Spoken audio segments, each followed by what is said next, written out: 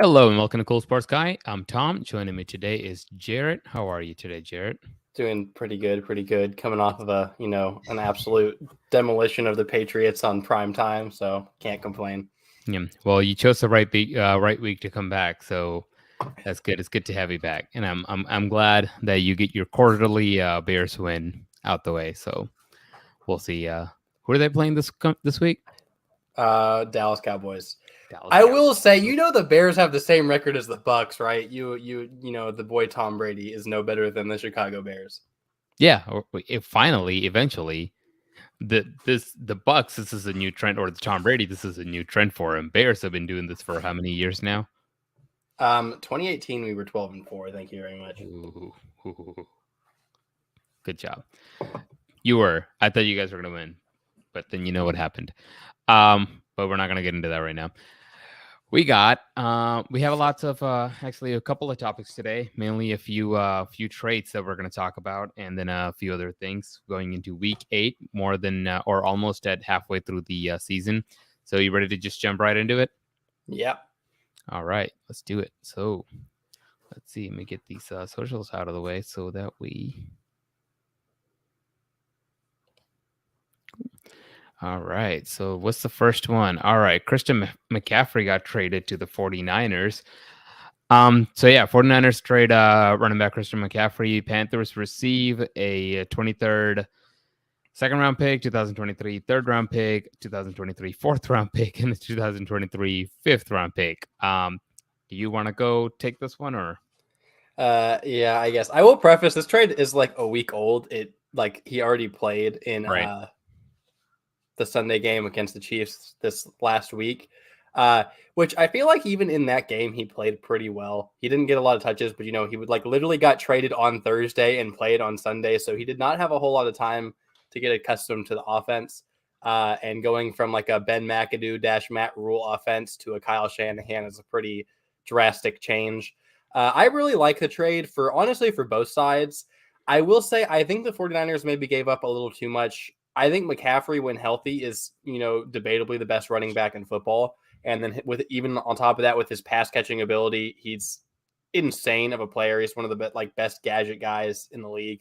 But he is still a running back who has had some injury issues the past 2 years. And you're giving up a second, a third, a fourth, and a fifth next year. That's kind of a hefty price, but I will say they were in a little bit of a bidding war with, I think, the two other teams that were mentioned. One was the Rams, which is a division rival. Obviously, you don't want him to go there. And I want to say the other one was the Eagles were also interested. So, those are teams competing for a championship. They're going to want to trade a lot for it. So it's going to drive the price up. I don't hate the trade for either side. I really like it for both. The Panthers going through a rebuild, trading. McCaffrey's not old, but he's for a running back, kind of getting up there in age. So it's good to offload him while you still can, clear up cap space, get picks, and actually start the rebuild. And then the 49ers get, like I said, McCaffrey, great running back, great player, and can help them compete for your championship this year. I think this is first of all, the biggest winner out of this entire thing was McCaffrey. He got to go from, like you said, from a Panthers all the way to 49ers under Kyle Shanahan, who make magic happen with all of his offensive players. And well, on top of that, Christian McCaffrey is a magical player. So, and he's going to get paid. Well, he's already getting paid, but it's now, set in stone. The loser, I don't know if I want to say a loser, but the riskiest of them all is the 49ers. 49ers are giving away 4 picks for a for a running back that I don't know if he's going to last the rest of the season.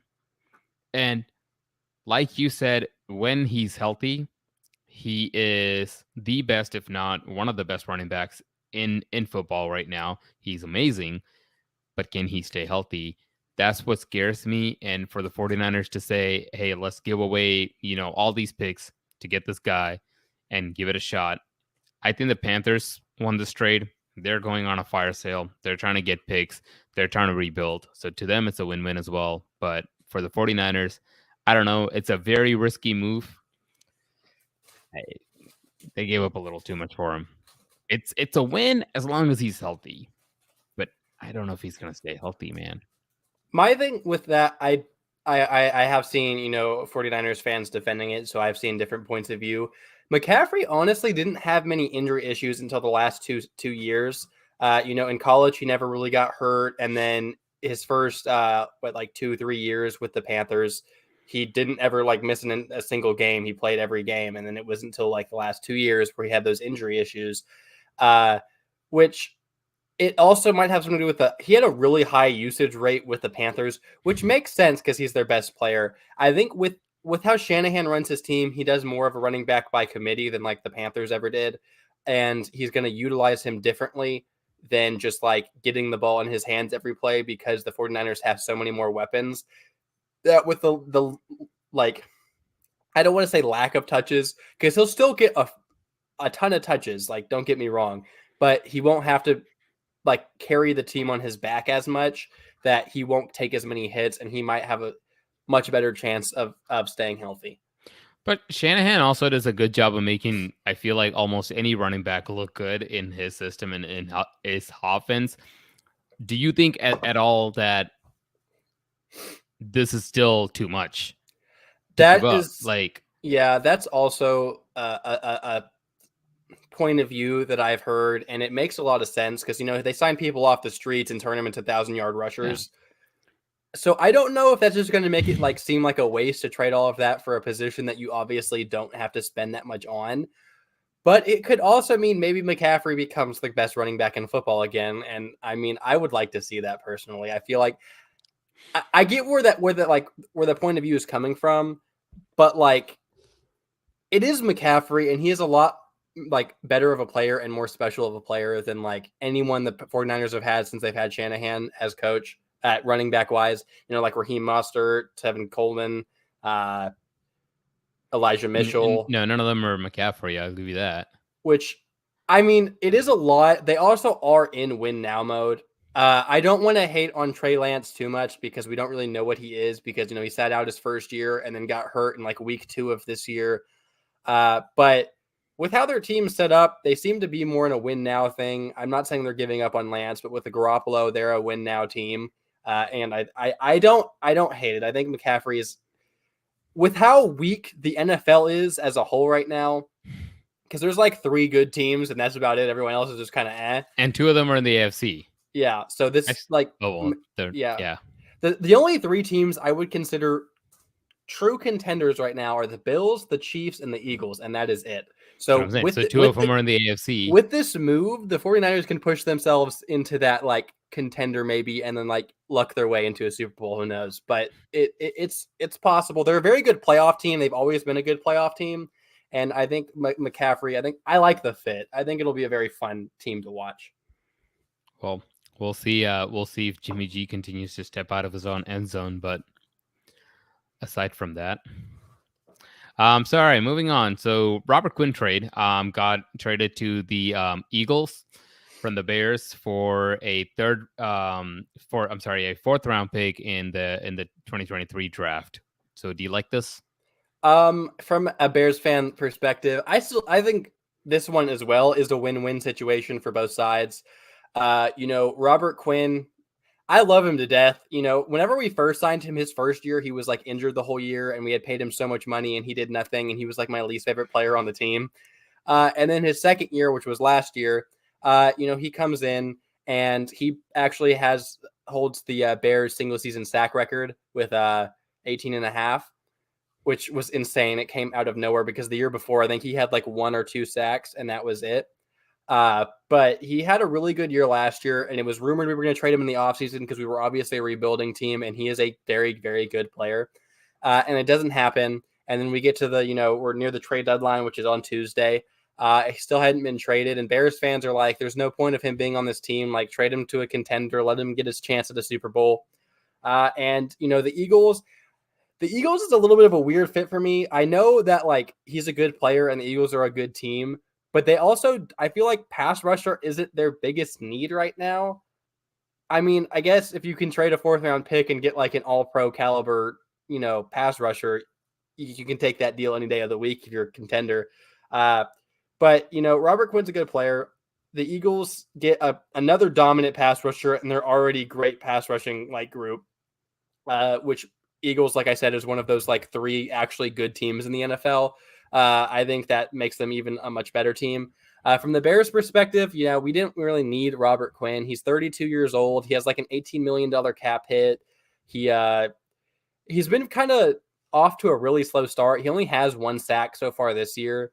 But I mean, obviously, I would like to have seen us getting more for him, but I don't think that's possible given he's, again, 32 years old. But, we get rid of an aging veteran. We're not going to clear all of the cap space because we're taking the cap hit for this year still, but going into this next offseason, it'll clear up, I think, 8 to 10 million or something like that. And then a 4th-round pick's not a bad, return on that either. It's you can get solid players in the 4th round, which the player who's probably going to replace him snaps wise was actually a 4th-round pick from the Bears this most recent draft, which is Dominique Robinson, who's a defensive end from Miami of Ohio, which again, he's not a very known name, but he's actually of all of the rookies, he is towards the top in quarterback pressures and sacks and stuff like that. He's done a great job, and he's only played defensive end for 3 years. He was actually a receiver at the beginning of college and then transitioned at the end to defensive end. And that's why he slipped to the 4th round. He has a ton of talent and he has a ton of potential, but he's so raw of a prospect. But he's done really well this year, and I'm excited to see him get some more playing time. I am sad to see Robert Quinn go, but I hope for the best for him with the Eagles. So I think the Eagles' goal here was to just add depth. That's literally it. And as far as I'm concerned, I don't think they're giving up too much. Like you said, I think it's a win-win situation. But overall, if I need to give a slight edge to one of these teams, I would say Eagles, because as far as I'm concerned, they didn't really give up too much, and their team did get stronger. Right. Probably not by too much, but they definitely did get stronger. And if 1 or 2 of their defensive players go down, he can probably step in and help out as well. So they are undefeated so far. They're looking to obviously make a push. If they're going to try and make a Super Bowl, this would be the year to go do it because, hey, guess what? You're already in the right step. So so it's a win-win. And plus, they're not paying for him this year. So I would give the slight edge to the Eagles. I think the Eagles made a right call, but also it's not really a losing situation for the Bears. Bears are going to clear up so much cap space next year. They already have the number 1 cap space. I think they're set to have 130 million in cap space next offseason. That, it's insane. But I will say, I don't think he's a depth piece for the Eagles. I honestly think he's probably their best pass rusher. Just day one, right when he walks in those doors, he is the best pass rusher on that team. Well, either way, it adds depth to him because even if he gets to the front of the line, the ones who are playing tremendous right now are, turn into number 2. That's a great number 2 to have. So I think that the Eagles made a good call here, but time will tell. Yeah, I mean, honestly, usually trades from right when they happen, I can pick say, oh, well, this team looks like the winner, this team looks like the loser. With both the McCaffrey and the Robert Quinn trade, I don't really see a winner-loser. I think they're both win-wins on both sides. Cool. So moving on to for sure, I think there's a winner here, but I'll let you take this. So Kadarius Toney. Who you think the winner is, but go ahead.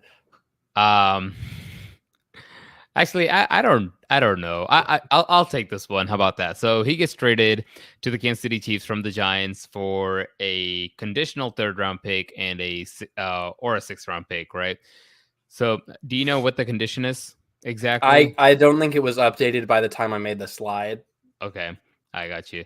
I'm sure it has to do with number of snaps or whatever, but. Look, here's the thing. I almost wanted to say the Chiefs are the winners here because they're really not giving up too much for him. But the more I think about it, does the Chiefs really need a wide receiver? Just is that really the position that they need to add depth on? But I like Kadarius Toney.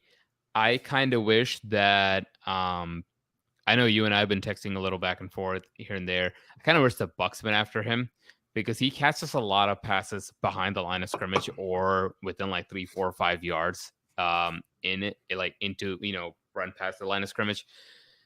He's not really a crazy deep threat receiver. His average per catch is like 10 yards. So that's it's right there, 10.2 yards a catch. It's like I just saw that somewhere. And then I looked at a bunch of his highlights, and yeah, he catches a lot of behind the line of scrimmage passes, some right past. He's good at he's quick, and he can make a couple of guys miss. And I don't necessarily think the Chiefs need that right now. So therefore, I almost said the Chiefs are the winners, but I don't know if the Chiefs really are the winners here, because did you really just need to do that? Yeah. I was curious who you had as the winner because I have a winner in this too. I also have the Chiefs as like the winner of it. Yeah. But it does like they have so many weapons. It doesn't seem like they needed him. They're just getting more of a plethora of weapons from Mahomes. I think if you take the Chiefs aspect out of it and what they have out of it, I think if you just look at the player and what a team is giving up for that player at that caliber, I think that team wins. But it's just then we realize, it's the Chiefs with Mahomes, with all these great players around him, that they really don't need an additional wide receiver. Just, I don't know. Yeah, well, they have Juju Smith-Schuster, they have Marquez Valdes-Scantling, they have Sky Moore, they have McCole Hardman, they have Travis Kelce, who's basically just a glorified tight end, or whatever the term would be. I get it. Yeah, he's basically a receiver. And now you add Toney, like they like Sky Moore, who is my offensive rookie of the year pick, by the way, awful pick. Like he already doesn't get enough touches. He already doesn't get enough touches, so I don't really know like if he's going to get any touches the rest of the year. But I really like Toney as a player. If you didn't know, so in the 2021 draft, when the Bears traded up to get Justin Fields, they traded up with the Giants, who then went down to this pick to get Kadarius Toney. And now they're trading him for a conditional third and a sixth. So I'm just going to say I think we won that trade. But I like Toney. He's very explosive. He did have some injury issues. Like I don't think he's played much at all, if at all, this year. Which it's been like a hamstring injury, which hamstring injuries are always super like you don't know until you know. But he's honestly one of the most explosive players in the NFL. Last year when he did play, again, he had injuries last year, but when he did play, he's one of the most explosive players in the league. Like he's so exciting whenever he has the ball in his hands. If you remember John Ross, whenever he got drafted by the Bengals, like 9th overall, whatever draft that was, like 2016, and he had like broken the record for fastest 40 at the combine. Oh yeah. What they thought he was gonna be when he plays is kind of what Kadarius Toney reminds me of. Again, the injuries is a problem. It's kind of similar with the McCaffrey thing. You don't know because of the injuries, but if he can stay healthy, putting him in an Andy Reid offense, oh my God, it's going to be throw, scary. by the way. I guarantee you at some point this season, you're going to see a trick play where he's going to throw the ball. I think he had a trick play where he threw, didn't he? He did. And you know what? He threw that ball pretty darn well. So I could see that happening. And Andy Reid is somebody who would put something like that in his game plan. See, also for the Giants' point of view, again, he hasn't really played, so they're not literally like losing anything. But the Giants, their wide receiver core, which they have solid names, they just haven't performed super well. I say wide receiver is maybe their biggest weakness on the entire team, and they're trading one of their like highest potential wide receivers on the team for basically, I don't want to say basically nothing. I've seen GMs who know how to draft, and they can get very good talent at these kind of picks. But that's not a lot for a first round pick of like 2 years ago. I don't know. I don't hate the trade from either side, but I would say the Chiefs, I would definitely say, are the winners here. Yeah, that's fair. Well, we'll see what the Chiefs do with him now. There's so many. I really wanted him to come to the Bucks, man. Right when I heard this trade happened, I was like, why didn't the Bucks go after this? When I didn't think about the Bucks till you said it, and I'm like, that honestly would have been a pretty It makes perfect sense to me. I think Bucks can use someone who can just cast the ball out the backfield than my thing here. So the Chiefs are kind of in win now mode forever because they have Mahomes. But the Bucks are even more of just like your Super Bowl window is This this is it. big. You better fit it in there or else you're done. This is And it. I feel like they need. They're not doing anything. They're not a bad team, but you got to do something. You got to change something up. Well, Trade offensive linemen. we'll Do talk something. a little bit about the Bucks here in a second. Let's not get ahead of ourselves. So we're. I'm just gonna move on to the next one. Oh, never mind. Hey, look at that. Hey, literally next. Yeah, it's literally next. Are Brady and Rodgers at the end of the road? Oof. Go ahead, Jarett. I will can't say, take this one based off these stats. No, and I know Jose is a stats guy, so he's gonna hate me for this. Stats don't matter. Stats are for losers. The only thing stats matter for is awards, and I hate when people use stats as like an argument if a player is good or not. Stats lie, tape doesn't. That's what I say, or film doesn't, whatever you want to say. But I will say Brady specifically. I have seen more of his games than Rodgers. Brady hasn't been like elite, dominant, best quarterback in the NFL this year. But he has been solid. I don't think it's completely on him with the Bucks' faults. I think it's more so to do with like their offensive line, which I know me and you have talked over text many times, gotten into debates over that. I think it's their offensive line. Their receivers, like you had mentioned, they kind of took a step back. Like Mike Evans has not had a great year. I know, like against the Panthers at the beginning of the game, there was literally not a defender within like 12 yards of him, and he dropped a wide open touchdown. And then Julio Jones, his knees are held together by like bubble gum and paper clips at this point. So he's been out like every single game. Russell Gage, I really like, but he's also been kind of banged up this year. And then I know we love Scotty Miller here, but Scotty Miller, he's a depth receiver at best. He's not a guy who you want to actually get meaningful snaps in a game. Hey, where's Tyler Johnson? We're not talking. Where's Tyler Johnson? You mean the guy who's not good enough to get meaningful playing time on the Houston Texans? I don't think they're missing out on much with him. Okay. He had one of the awesomest catches I've ever seen against the Saints in the playoffs. That's all that matters. So we don't have to talk about Tyler Johnson anymore. He's gone. But I think they could make a move for there's a lot of good, solid wide receivers that are like on the trading block right now. You got Jerry Jeudy. You have Chase Claypool. You have T. Higgins isn't really on the trade block. I don't think they'll trade him until maybe this offseason. But, that's another option they could go for if they throw enough at them. There's some serious options that they could go for and make some moves. But yeah, like I was saying, I think the Bucks need to do something. I think they need to more so fix their offensive line. I don't think Brady is nearly the problem. I do think he's at the end of his career, but it makes sense because he's 45 years old. No one's supposed to play this long. I think maybe he'll play next season at most, and I think that'll be the end of it. As for Rodgers, I'm going to try and not sound biased here.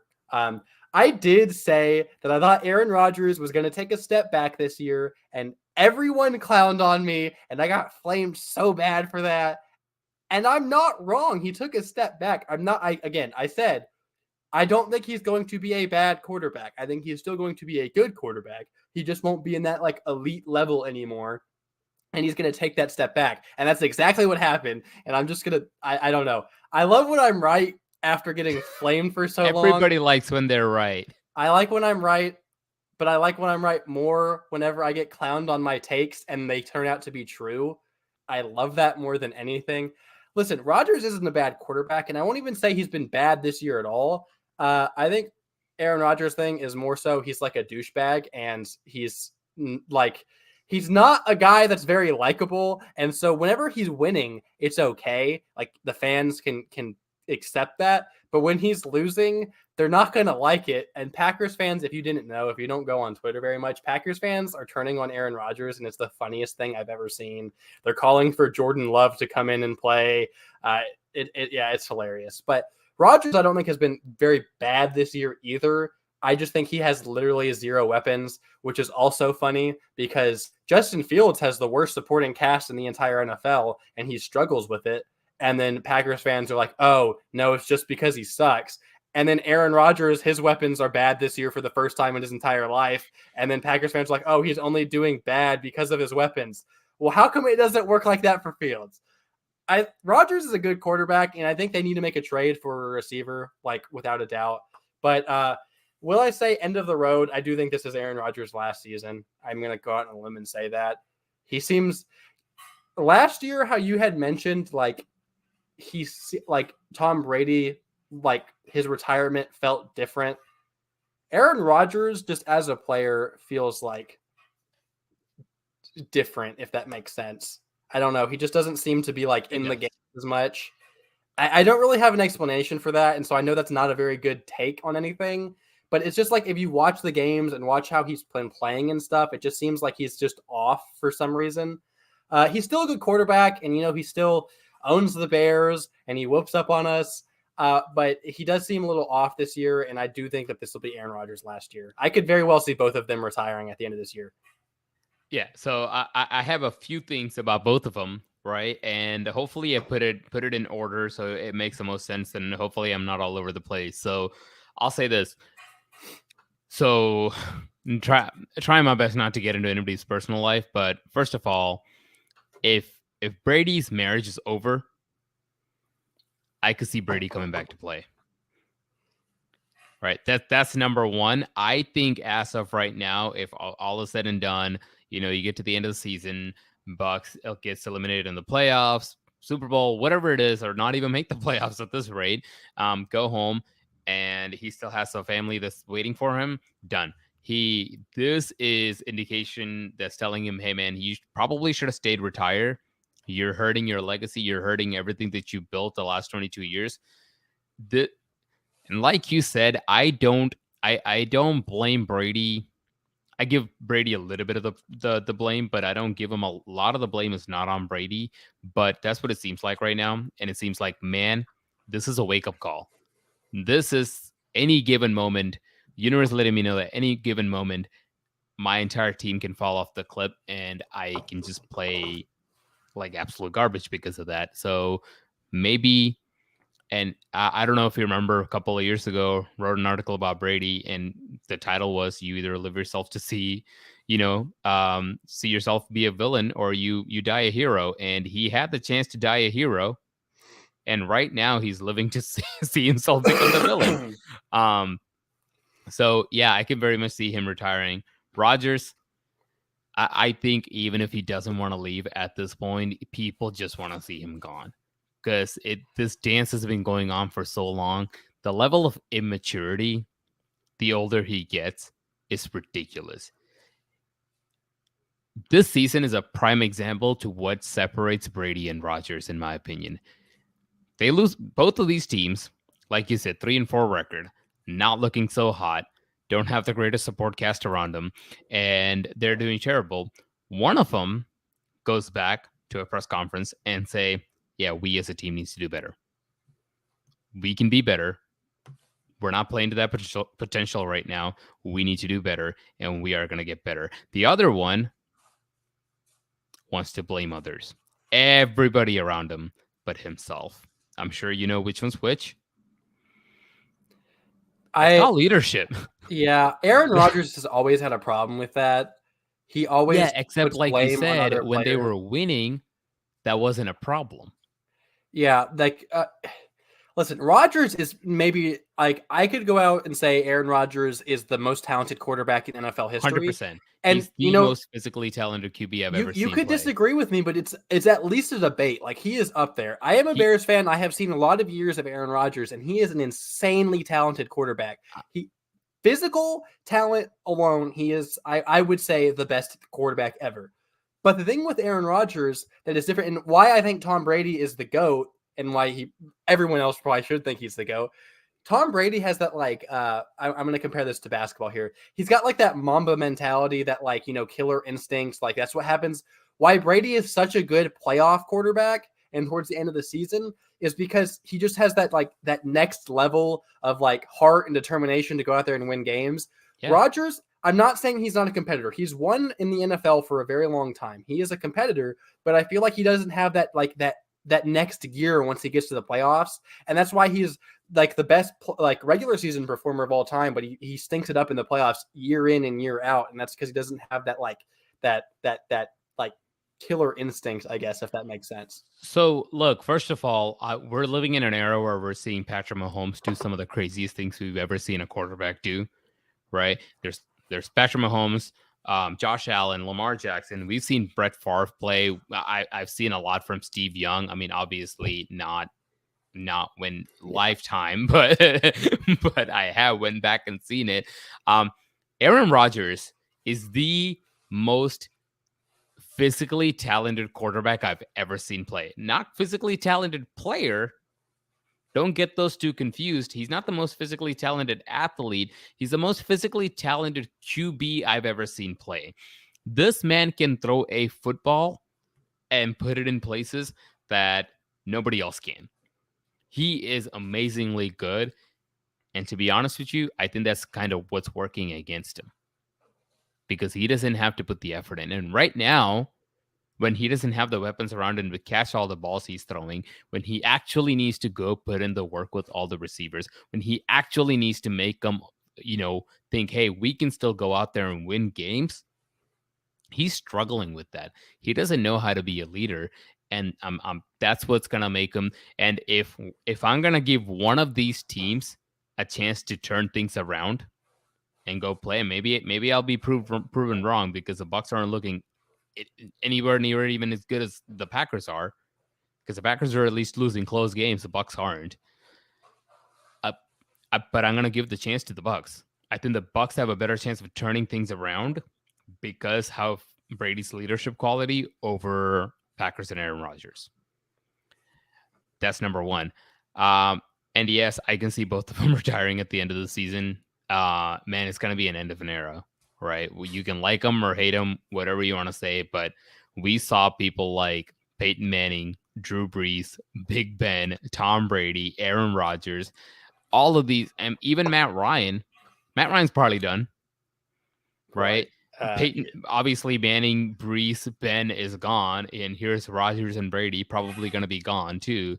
So, hey, to me, this is an end of an era, but hey, it might happen.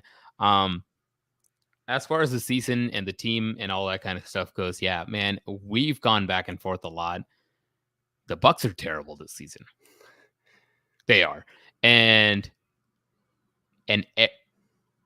as many like the defense looked so good on paper because they're the amount of points they give away was so little. And I know multiple times when you and I have been texting back and forth, I said, man, I question this defense. There's a lot of things about this defense that I don't like. They let too many things go by, and they're not there. And as much as, don't get me wrong, majority of the blame for the Bucs losing is still on the offense rather than the defense. But Steelers game, Bucs go score a touchdown. They couldn't convert the 2 points, but Mitch Trubisky go on a 4.5 minute drive to just run the clock out. Last year, I don't know if you remember this. Last year, there was something very similar that happened, except it was I think it was like a 7.5 minute drive. Do you know who it was?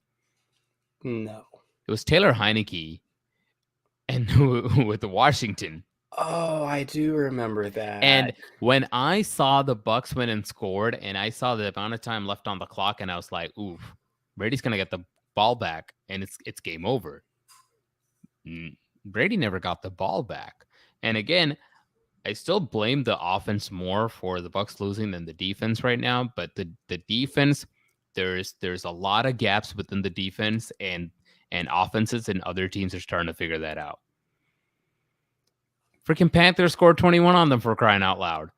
And two of those touchdowns came in the fourth quarter. I will say having a bad offense hurts the defense. Oh, 100%. I agree with that. And I think listen, the NFL is so offensive minded. I think the Bucs still have a top 10 defense. I think their defense is relatively good, but when your offense literally can't score, and so you lose like the field position battle, it very much hurts the defense. And I think that's what's happening with the Buccaneers in this case. Because I mean, they didn't even allow I want to say they didn't even allow a touchdown to like the second half.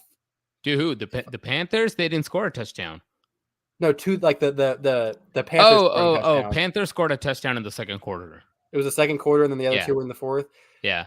But point make that's Or having maybe it being was down 3rd and 4th. I don't know. 7-0 or whatever I at get it. halftime. I get it. I think that's I think that's more on the offense than the Yeah. defense. I'm a And defensive guy, and I'll give them the benefit of the doubt, but I the feel like that's reality is the Bucks are giving like so the time of possession. I think that's the battle that they're losing because the offense can't hold on to the football for long. That being said, I don't think they're losing the field position battle because every time the other teams because the Bucks do drive down the field quite often.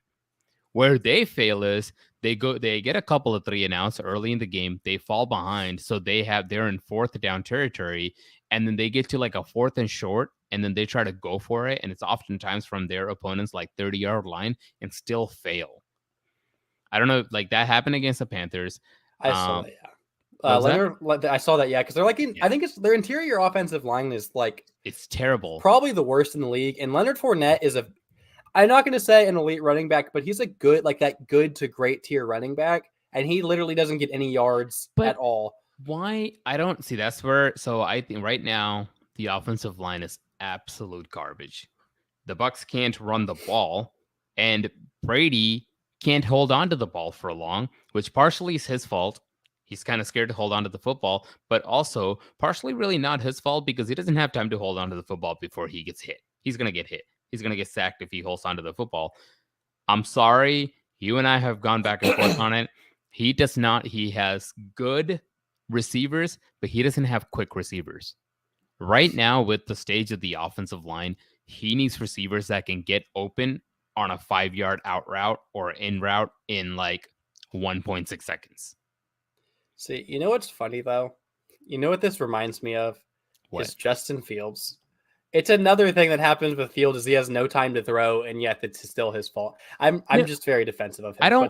I don't blame Justin Fields, but I think the biggest difference is Justin Fields is mobile. This is the least. How did Brady win in New England? His offensive line has always been great. See, I disagree with that. How do you rate an offensive line? How much pressure and how many sacks the offensive line's giving up. That's how you rate an offensive line. In New England, Brady was one of the fastest quarterbacks in the league getting rid of his footballs. So of course his offensive line looks good because they just got to hold their opponent to like 1.8 seconds because the ball's gone by that time. He used Julian Edelman, Danny Amendola, and all these guys. What do? They're quick. They're not super fast, but they were quick. And he doesn't have someone quick right now. And then that's the number one. That I think fixing the O-line, and I wish Leonard Fournette was fast. I don't think Leonard Fournette is super fast. He cannot take the outside edge while he's running the ball. On every 3rd and 1 or 3rd and 2, when they hand the ball off, they are getting stopped because everybody knows he's going to try and just run right down the middle, and he runs into a wall. I think their offense is a little too predictable right now, and I hate it. But they can still turn it around. We'll see what happens. As far as Rodgers, yeah, you're right. He doesn't really have the weapons, but you know what? He's also not doing crap to work with those weapons. He hasn't. I don't know. He has also missed throws himself. Like he hasn't been perfect by any means. He hasn't, but he's also. That's what I'm saying. You need to build chemistry and rapport with your receivers. If you're going to just go to press conferences and say my receivers suck and not do anything about it, then of course you're going to lose, man. But I don't know. It's sad to watch it. It really is. It's different. They're about to play tonight. Well, not both of them, but yeah. Bucks and I don't know. We'll see how that one goes. All right. So what do we got? Is this the last one? Oh no, we have a couple more. We have a couple more. All right. So Matt Ryan got benched. So a little over 2,000 yards, 9 touchdowns, 9 interceptions, 84 QBR. Which, by the way, I don't give a crap about QBR. Never have, never will. I don't either. I just included it just because it was there, but. I don't. I'll let you take this one. This is another heartbreaker for me, so I'm gonna let you take this one. The thing here, even like yes, he has a lot of. I think he's like top. I think he's like number 4 in passing yards. But like I've said, passing yards is kind of like a fluke stat. Honestly, all stats are fluke stats. I hate stats with a passion. I'm sorry, Jose, but uh, his stats look bad themselves. But I feel like they don't even show how bad he's been this year. Even their owner Jim Irsay has came out and said the reason we've lost is because our quarterback keeps turning the ball over. I think that means your quarterback turns the ball over a little bit too much. And like their record, 9 interceptions. Their record isn't even that bad, given that that's their quarterback stat sheet. Like he has the same record or he has technically a like half game better record than the Buccaneers and Brady, and he has one more touchdown pass, but 8 more interceptions, and they're still like somehow winning games. I like Matt Ryan. I think he's a good quarterback. I wouldn't say he's like an all-time great or anything, but he's an all-time solid quarterback. Can I say I don't know if I would consider half a game better record when you tied against the Houston Texans. Okay, I would rather you lose against them. That is also fair. But then Bucs lost to the Panthers, so I guess never mind. Yeah, you're back on top. You're good. But I like Matt Ryan, and it's sad to see like this is probably going to be the end of his career as like a starter, because I don't know how you're going to come back from that unless like the Falcons want to take him back or something. I don't know. Mariota's probably looked better than Matt Ryan has. So it's like a sad ending. It's like a Peyton Manning ending, but like with a much worse team. Because Manning's last year, he was very bad. If you don't remember, they just somehow managed to win the Super Bowl anyways. We think Brady and Rodgers isn't playing good right now. Yeah, Matt Manning Ryan only played like 8 games that season. Yeah, he was not good. He was bad. Matt Ryan has been playing probably equally as bad, but his team is not nearly as good as that Broncos team was, so he doesn't have a hope for a Super Bowl. But I'm like weirdly excited. I like Sam Ehlinger. I'm not like a college football fan, but I do like UT because that was my favorite team as a kid. And he's a UT kid. I'm kind of excited. I don't think he'll be like great or elite or anything close to that, but I think he could be a Taylor Heineke, like, solid quarterback who could win you a couple games or something. I do think they're definitely going to have a bad enough record where they can go out and get a quarterback in the first round this year instead of trading for, nearly retired quarterbacks every year. But I think, I don't know if it's the right move, but it's at least putting some kind of life back into the Colts. So, first of all, Matt Ryan. Obviously, I loved Matt Ryan probably more than you did. I think you've seen that before. He to me was a little underrated as a quarterback. I thought he was so great, and I had very high hopes for him when he came to the Colts. Obviously, that's shattered, and we're seeing too many people maybe falling off the cliff right now. Russell Wilson.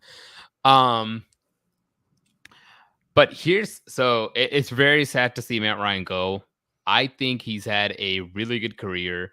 I think his hopes for a Super Bowl dice right here. I think he had somewhat of a hope when he came to the Colts as good as they are.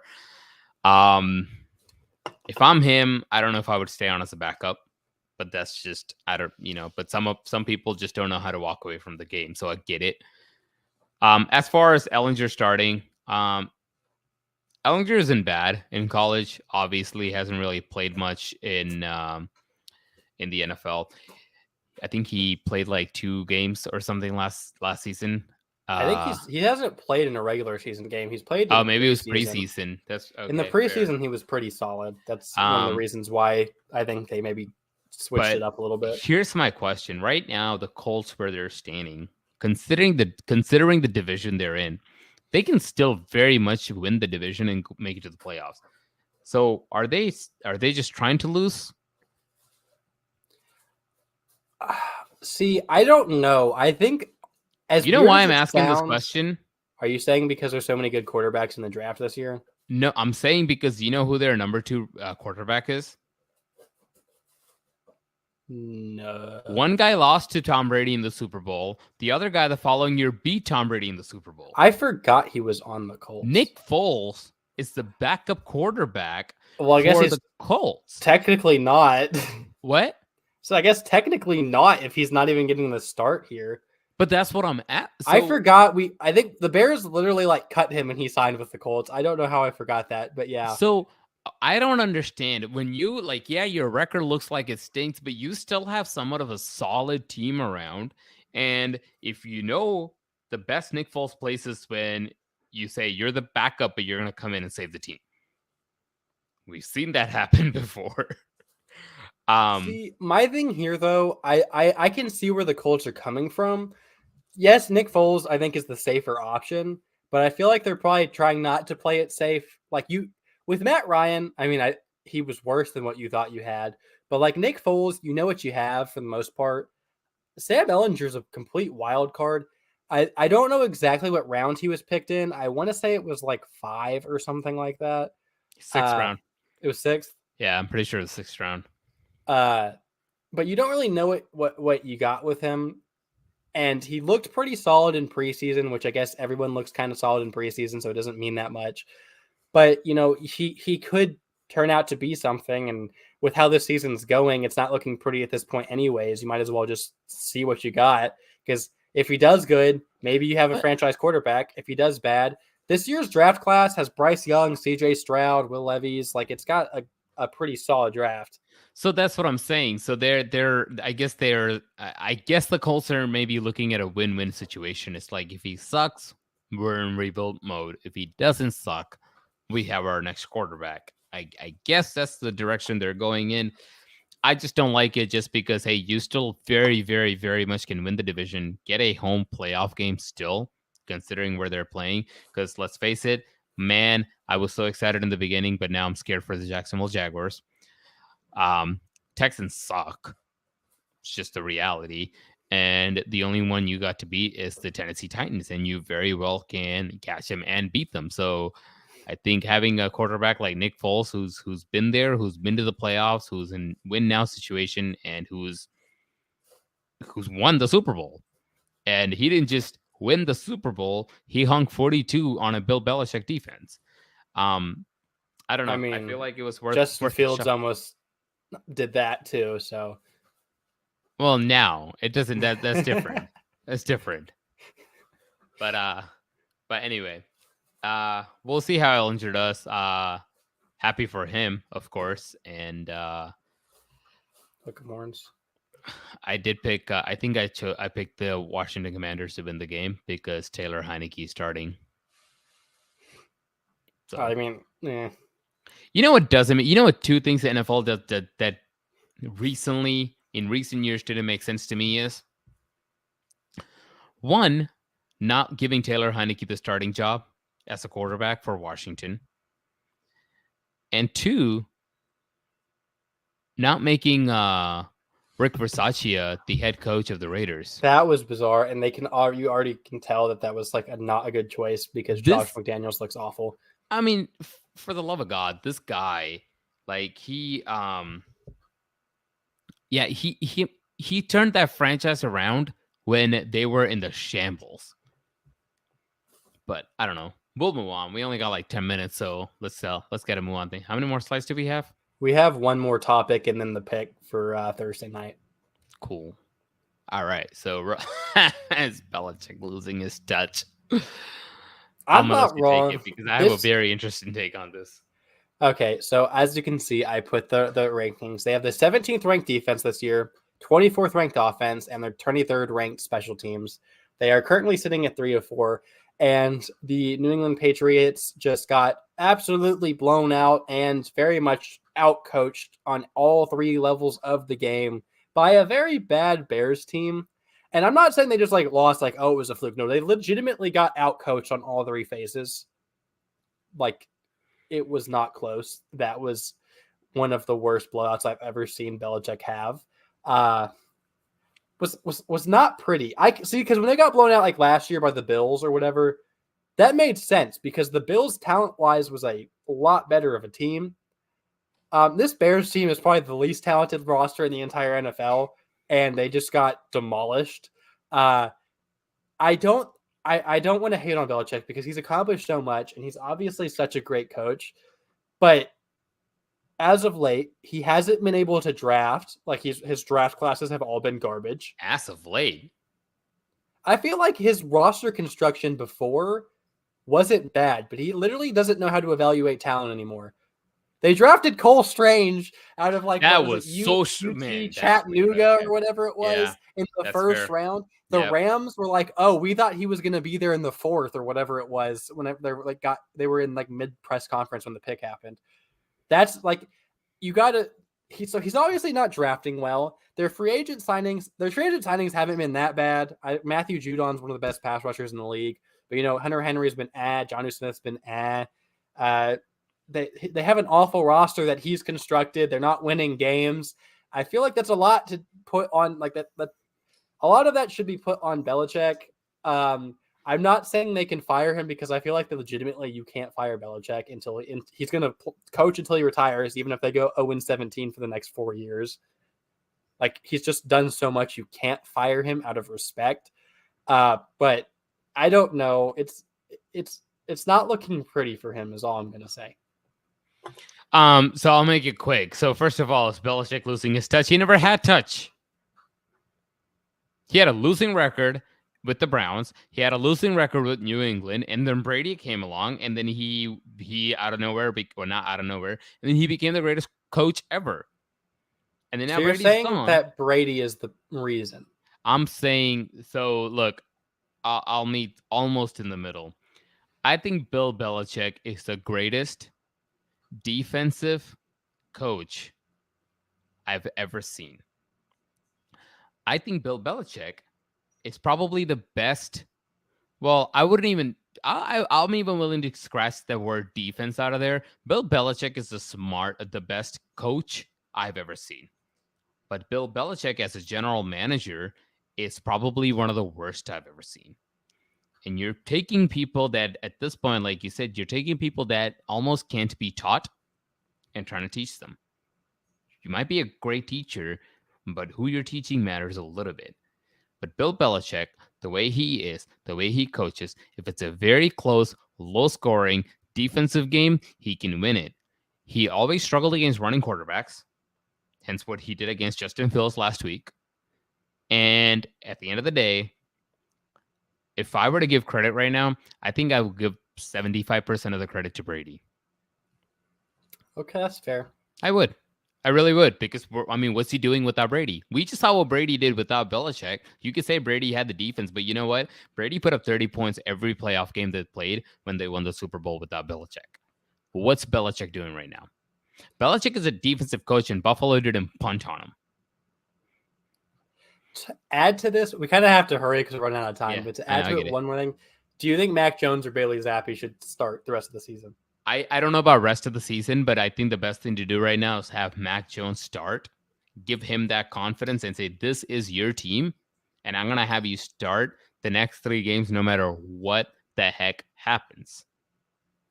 Yeah, my thing, Bailey Zappi, he didn't even have like that great of a game against the Bears.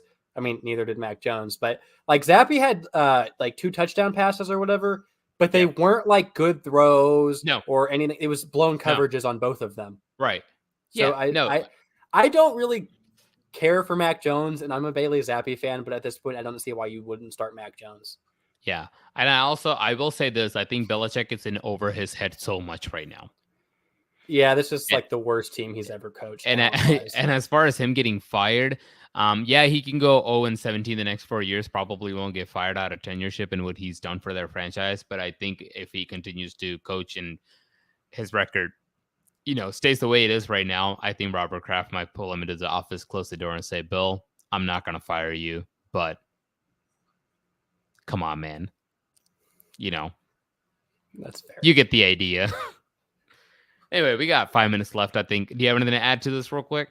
Well, we have the picks for Thursday night, but I'm in the Belichick thing. Yes. I mean, no, I don't. I'm good. We're good. Okay. I'm good. All right. So Thursday night, Ravens versus Bucks.